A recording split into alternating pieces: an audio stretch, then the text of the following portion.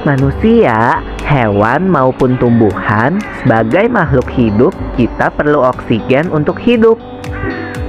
Waktu bernafas, kita mempunyai organ-organ yang bekerja sama dan membentuk sistem organ yang bekerja mengatur oksigen yang ada di lingkungan hidup sampai pada setiap sel yang kita butuhkan. Oksigen ini tidak tersedia di dalam tubuh makhluk hidup. Kita mendapatkan oksigen dari lingkungan sekitar kita.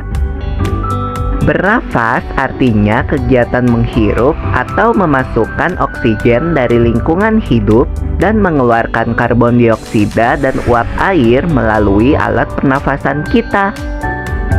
Lula, kamu tahu enggak kalau alat pernafasan kita terdiri atas hidung, pangkal tenggorok atau laring, batang tenggorok atau trakea, cabang batang tenggorok atau bronkus, dan paru-paru.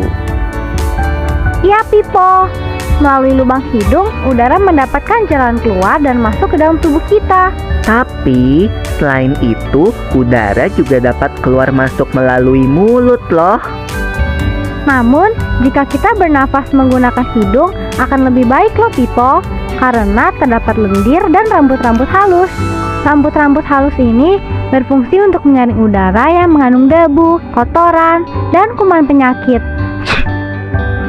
Benar sekali, Lula. Selaput lendir berfungsi untuk mengatur suhu udara yang akan masuk ke paru-paru dan mengatur kelembapan udara agar sesuai dengan kelembapan tubuh. Hidung juga jalur yang langsung terhubung dengan alat pernafasan berikutnya, yaitu tenggorokan. Tenggorokan merupakan alat pernafasan manusia yang kedua. Pada tenggorokan terdapat laring atau pangkal tenggorok dan batang tenggorok atau trakea. Pada bagian dalam dinding batang tenggorok terdapat selaput lendir dan rambut-rambut halus yang selalu bergetar yang berfungsi menghalangi benda-benda asing yang akan masuk ke paru-paru. Pernahkah kalian tersedak? Kamu pernah enggak, Lula? Pernah banget, Pipo. Itu kenapa ya, by the way? Tersedak merupakan gerak refleks untuk mengeluarkan kembali benda atau makanan yang masuk ke saluran pernafasan. Oh, aku tahu. Gerak refleks adalah gerak cepat dan otomatis yang menanggapi rangsangan dari luar organ, kan? Iya, Lula. Kemudian pangkal tenggorok yang disebut juga laring menghubungkan hidung dengan batang tenggorok atau yang biasa disebut trakea. Pada ujung trakea terdapat bronkus, yaitu percabangan yang menghubungkan trakea dengan paru-paru kiri dan kanan. Paru-paru terletaknya di dalam rongga dada, kan, Pipo? Jika kita menghirup udara, maka udara masuk ke paru-paru. Lalu kemana lagi ya? Melalui bronkus menuju cabang dari bronkus yang disebut bronkiolus dan berujung pada gelembung paru-paru yang juga disebut dengan alveolus. Pada alveolus ini kan yang terdapat pembuluh darah, di mana terjadi pertukaran gas oksigen dengan karbon dioksida.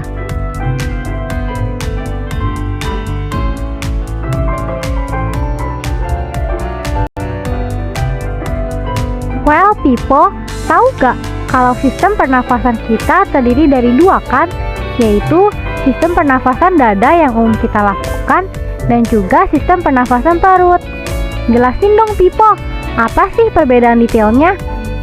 Pernafasan dada terjadi karena gerakan tulang rusuk oleh otot-otot antar rusuk.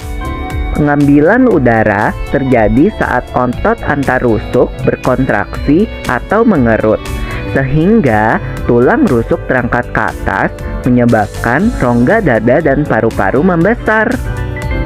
Oh begitu, berarti pengeluaran udara terjadi saat otot antar rusuk berelaksasi atau mengendur.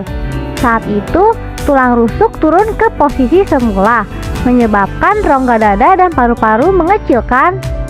Ya, benar sekali. Lalu menurut kamu, bagaimana dengan pernafasan perut kita, Lula? Aku belum yakin banget sih, Pipo. Jelasin dong. Pernafasan perut terjadi karena gerakan otot diafragma, yaitu sekat yang membatasi antara rongga dada dan rongga perut. Pengambilan udara terjadi saat otot diafragma berkontraksi. Posisi diafragma mendatar menyebabkan rongga dada dan paru-paru membesar. Berarti pengeluaran udara terjadi saat otot diafragma berelaksasi. Posisi diafragma melengkung ke atas, lalu menyebabkan rongga dada dan paru-paru mengecil.